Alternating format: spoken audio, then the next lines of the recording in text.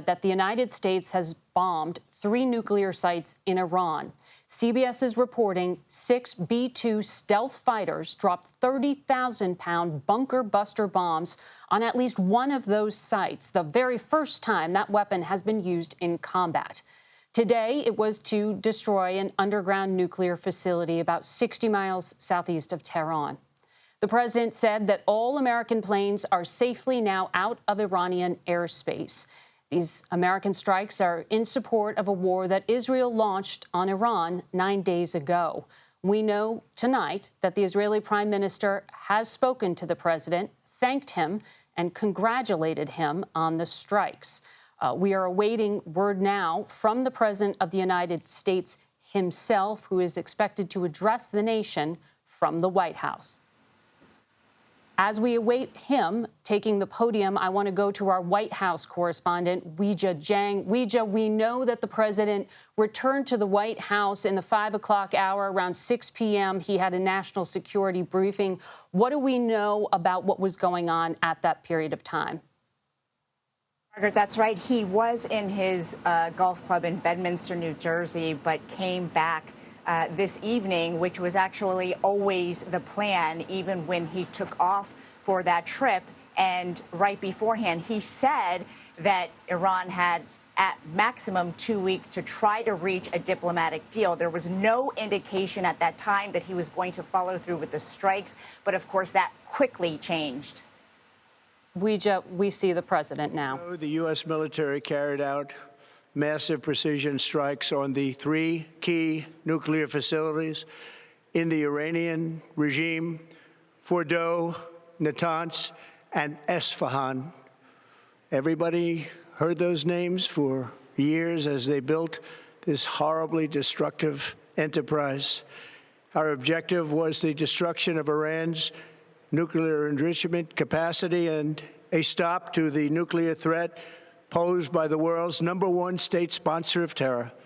Tonight, I can report to the world that the strikes were a spectacular military success.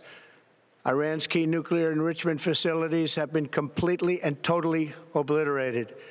Iran, the bully of the Middle East, must now make peace. If they do not, future attacks will be far greater and a lot easier. For 40 years, Iran has been saying death to America, death to Israel. They have been killing our people, blowing off their arms, blowing off their legs with roadside bombs. That was their specialty. We lost over 1,000 people, and hundreds of thousands throughout the Middle East and around the world have died as a direct result of their hate. In particular, so many were killed by their general, Qasem Soleimani. I decided a long time ago that I would not let this happen. It will not continue. I want to thank and congratulate Prime Minister Bibi Netanyahu. We worked as a team like perhaps no team has ever worked before. And we've gone a long way to erasing this horrible threat to Israel. I want to thank the Israeli military for the wonderful job they've done.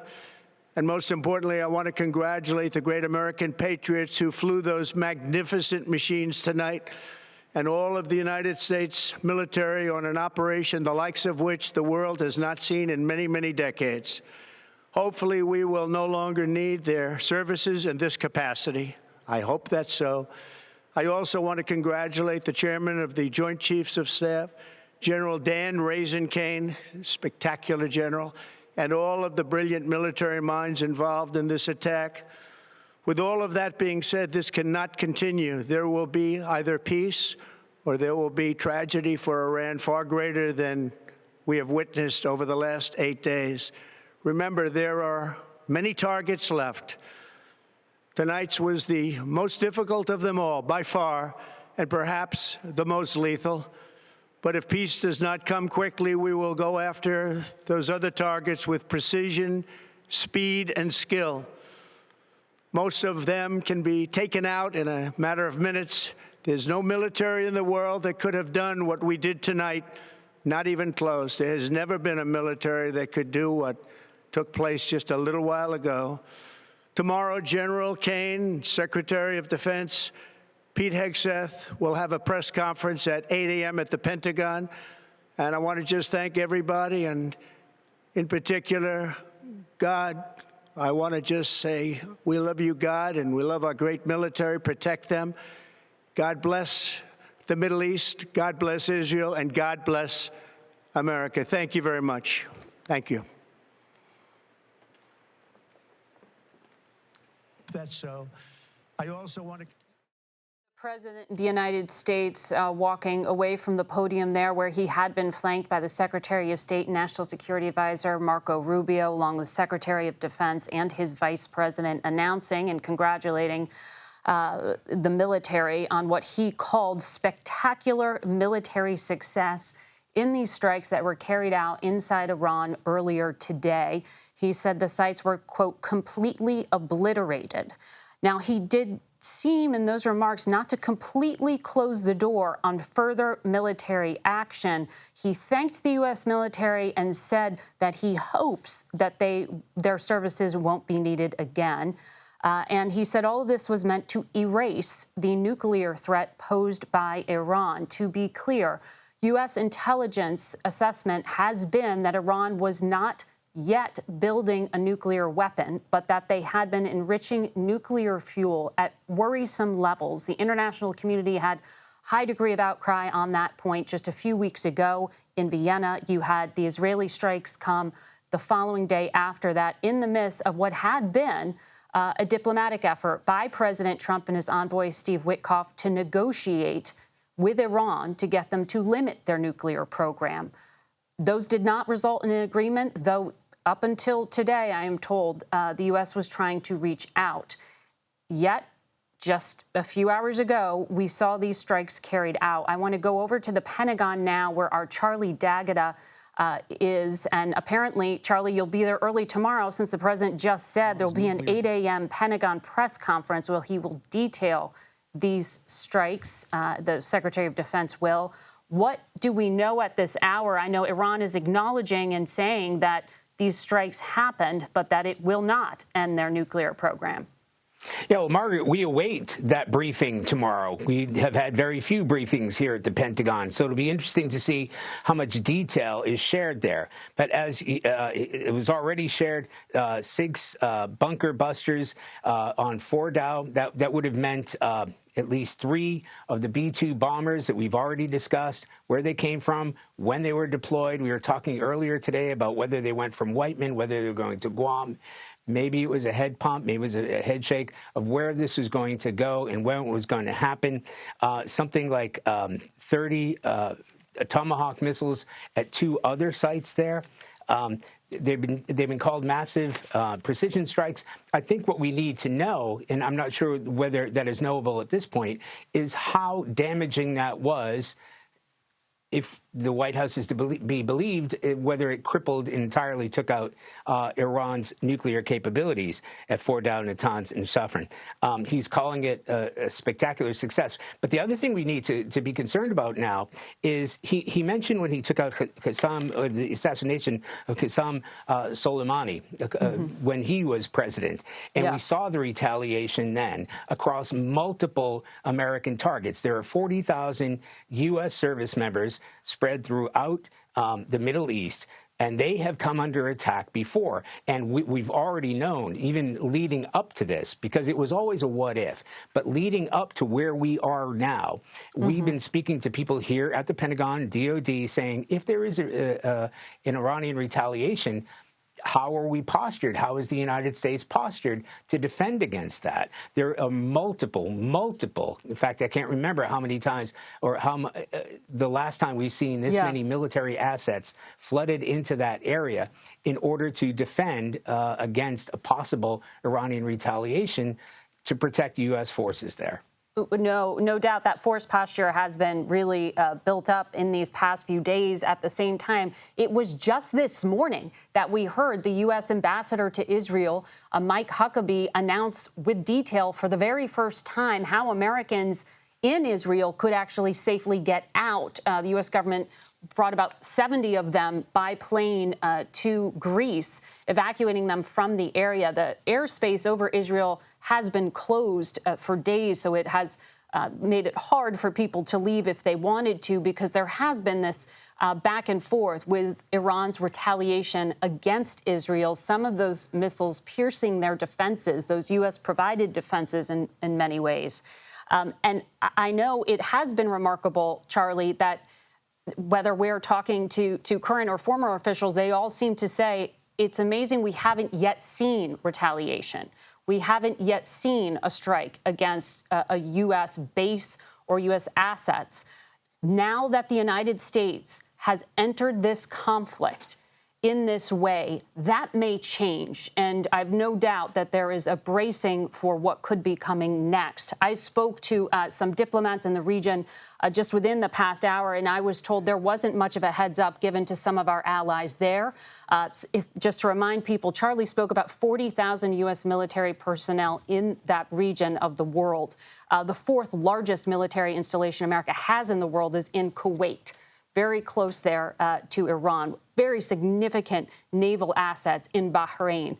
A lot of American families stationed there. So it's not just Israel, it is the surrounding Arab countries that the U.S. is allied with who are holding their breath tonight, wondering if hosting those American forces also makes them a target. So we are going to be watching all those bases that you see there on the screen, as well as some of the other American assets in the region.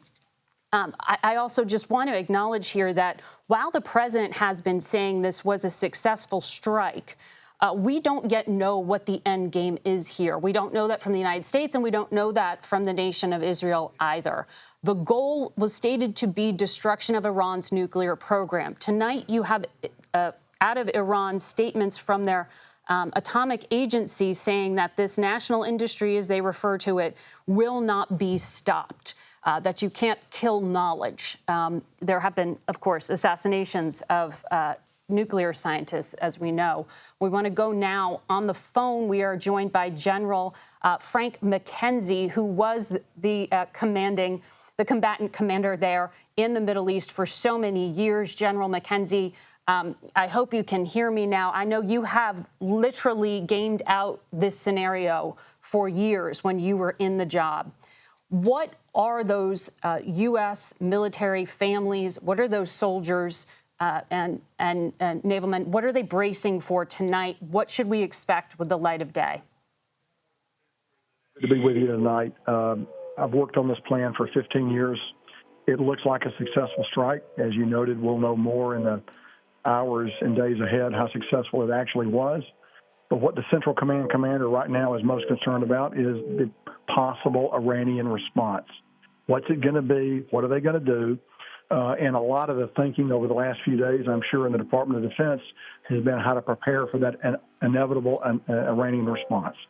And so we flowed forces in. We'll be ready for it. What we want to do is avoid a significant loss of American life that would then push us up the escalatory ladder. So we want to save the Iranians from themselves. We want to maintain balance in the region if we can. And that's what the CENTCOM commander is going to be working on right now. I would also note that Iran is gravely weakened as a result of their exchanges with Israel over the past few weeks, and in fact over the last year or so. So this is a very significant thing to bear in mind as we look at what the Iranians might do in response. The final thing I will say is this. The Iranians have held all the lower cards on the escalation ladder. But the simple fact is this. We hold all the higher cards on the escalation ladder, as does Israel, and the Iranians know that. Well, General, to that point, I was speaking to an Iran analyst just a day ago who described this regime as homicidal but not suicidal, meaning they would restrain themselves from a head-to-head conflict with the United States. As you just pointed out, they are in such a weakened position because of the conflict over the past year or more. Does that had to have factored in to the calculation tonight? Do you think President Trump is being overconfident if he thinks this is one and done? I think President Trump actually has unique and powerful credibility on this issue. He noted the strike on Qasem Soleimani, which I really believe was the correct action at the time. I was responsible for carrying out his orders on that strike and really began the arc of the trajectory that has taken us to this point. Where Iran is on their back foot and in a very grave danger of even surviving as a state. So I think that's something to understand as we take a look at it. I think we should remember that the primary goal of Iranian statecraft is preservation of the regime. At different times before, this regime has chosen to step back when faced with the possibility of regime destruction. I think they're rapidly approaching that point right now, and I think this measurably moves us forward to that end. We have learned here at CBS that there was some advance notice that was on passed to Iran about these strikes. But as I said, there wasn't full diplomatic notice being given to all of the allies in the region. You ran that operation in 2020 when, as you mentioned, Qasem Soleimani was taken off the battlefield. How much visibility does the United States have for what comes next? How good is our intelligence in terms of the threat picture? So, Margaret, our intelligence is very good. Penetration of Iran by human sources and other sources is very good. We're going to have a good feel for what the Iranians are thinking. The other factor that's out there is much Iranian leadership is dead now. And the Iranians have, because of their corrupt system of promoting officers and keeping them in place, they don't have a good succession plan inside their military. So people go into a job and they stay 10, 12, 15 years while they're growing rich from that job. So those people are now dead, but they haven't groomed a successor. So that makes it very hard for the supreme leader to formulate decisions and to transmit those decisions to the Iranian military. And that will further complicate Iranian responses, I believe, in the days and weeks ahead. Thank you, General. And just to clarify for our audience, as we were talking about the killings of top Iranian officials, many of them have been military leaders.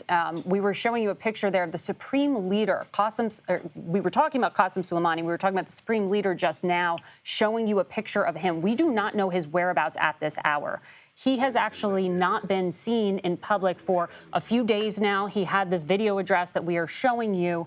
But he is at 86 years old, dealing with cancer, and all of our reporting is that he has been very hard to contact. In other words, the top levels of Iranian government aren't sure where their boss is. At this hour, we do not know his whereabouts. When we're talking about succession planning, that is the man, that is the main decision maker from which all things flow. And so this question of what comes next is going to be really important to think about as we look at who else may be able to give orders or not give orders. We want to speak to Samantha Vinograd, who I'm told is joining us as well right now, a national security contributor to CBS. She also joins us on the phone. She was a former assistant secretary for counterterrorism at Homeland Security. And Sam, I know you served before that on the National Security Council as well. There has been so much reporting around the threat in the United States over the past few years, the risk to officials involved with actions against Iran, the risk of sleeper cells here in the United States. When we talk about retaliation, should we be thinking about the homeland? Margaret, I am deeply concerned about the potential for retaliatory attacks here in the homeland by Iran. Iran's nuclear program has certainly taken a hit. We will await the battleground assessment to understand how deep that hit was. But we do know that Iran is likely going to rely on its asymmetric advantage in this conflict with the United States and Israel, which is its proxies all around the world. Iran has for decades had both intent and the ability to direct and inspire individuals to attack American, Israeli, and Jewish interests and assets all around the world. During my time at Homeland Security, we tracked myriad Iranian threats here in the homeland, as you mentioned, against former government officials involved in the strike against Qasem Soleimani, against dissidents, against journalists, against the Saudi ambassador during the Obama administration, and against everyday Americans. So right now, while Iran has certainly taken a hit to its nuclear program and military installation, it is likely that they will rely on their asymmetric advantage in this context, which is their proxies, to try to send a signal to the United States and to the rest of the world that they just aren't going to take this hit without any kind of response. Now, how significant their reprisals will be is something the intelligence and law enforcement communities are likely looking into, but I am concerned about the threat here in the homeland. Yeah, I'm looking at an email now from our Homeland Security correspondent, Nicole Skanga, detailing some of the law enforcement officials throughout the country who say they have not yet been given any kind of briefing in regard to possible downstream effects. But as you point out, that doesn't mean there isn't one. In fact, I was speaking to a U.S. official earlier today who said that this administration has shown a higher risk tolerance when it comes to things like this than past administrations. That was in reference to the security of Americans abroad. As we noted there, Sam, it was just earlier today that the U.S. ambassador to Israel announced the details of how to leave Israel right now with U.S. government chartered flights. Is that a little late in the game? If you have an American family member in the region right now, how worried should you be? Well, Margaret, on your first point, law enforcement and intelligence professionals were already on heightened alert as it pertains to the Iranian threat, just based upon the strikes against Qasem Soleimani and just various Iranian threat streams that were around even when I was at DHS ending in 2023. So while they should get a briefing on downstream effects, they are already very aware of Iranian capabilities in this context and likely monitoring social media, encrypted platforms, and other sources to see if they can find any leads on specific threat streams following these military strikes. Now, I will tell you that we have had operational plans to evacuate Americans from the region for years, and certainly post-October 7th. Those operational plans were ready to go, and I was very surprised that they were not implemented sooner based upon Israel's strikes against Iran and what we knew to be potential strikes against Americans in the region. As soon as President Trump took the decision to launch these strikes, I would have expected him and his National Security Council to immediately begin to actively evacuate Americans, not just from Israel, but potentially from Lebanon, from Egypt, from Iraq. Iran is obviously more complicated. Just knowing that Iran will be looking for opportunities to harm Americans, whether that's through violence, through kidnapping, through harassment, and otherwise. So it wasn't a question of the operational plans not being ready. It was a question of the State Department deciding to implement those plans, the Department of Defense helping to operate them. And I think that is unfortunately too little too late based upon the cauldron that is the Middle East right now. Right. Well, those are some cautionary words at this hour, Sam. We know that Americans were ordered out of U.S. mission Iraq a few days ago, but when it came to some of those other posts, there are still plenty of Americans working, living, and many of them with families as well. We're going to continue to track what's happening there in the region, and I want to go now to the White House, where we find White House correspondent Weijia Jiang. Weijia, I know from the rundown here, we saw the Secretary of Defense, the Secretary of State, a number of key advisors, including the CIA director. And there has been a very public back and forth that the president has had disputing publicly the findings of the intelligence community when it came to assessing whether or not Iran was actually making a weapon, or whether it was, as the U.S. intelligence community said, wanting to be a threshold state. In other words, give themselves the option to get a weapon, but not actually building one. All of it comes back to that question of why this military action last Thursday and why this action now. And Margaret, we've been really trying to drill down on that very question during this past week because President Trump gave a very specific timeline. He said that Iran was just weeks away from having a nuclear weapon. And so I asked during the last White House press briefing, Caroline Leavitt, what he meant by that. Did he mean that Iran was getting close to having enough enriched uranium, which is required to build that weapon, to start making a bomb, or is Iran just weeks away from actually finishing the production of a weapon? And she said that it would only take 2 weeks if the supreme leader gave the green light for Iran to have that weapon. And as you pointed out, that contradicts what we have heard from the IAEA, which of course monitors all the nuclear sites around the world, which recently said that Iran was not actively pursuing a nuclear bomb, and also flies in the face of what the Director of National Intelligence, Tulsi Gabbard, testified.